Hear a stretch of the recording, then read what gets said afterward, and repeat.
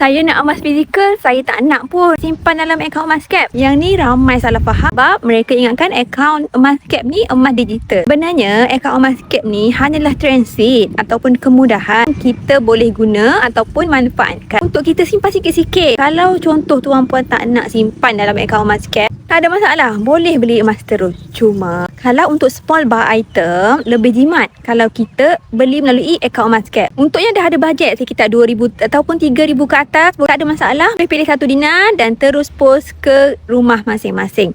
Tetapi kalau ada bajet bawah 2-3,000, boleh manfaatkan akaun Emascap sebab akaun Emascap ni kita dapat harga lebih murah. Akaun Emascap ni tuan-puan, dia bukan emas digital tetapi kemudahan untuk kita kumpul gram emas sikit-sikit. Mungkin ada orang dia terus ada bajet, tapi ada juga sesetengah orang yang ada bajet sekitar 100-200. So public gold raikan semua golongan. Yang ada bajet 100-200 pun kita boleh simpan emas sikit-sikit melalui akaun Emascap. Jadi tuan-puan janganlah takut dengan akaun Emascap. Ia hanyalah kemudahan ataupun transit sebelum kita keluarkan emas fizikal. Even dekat dalam akaun Emascap tu juga kita boleh terus pajak ataupun jual kalau nak guna duit. Jadi nak mulakan simpanan emas ikut bajet masing-masing, tuan-puan boleh isi borang saya up untuk saya bimbing step by step dalam simpanan emas perak yang terbaik.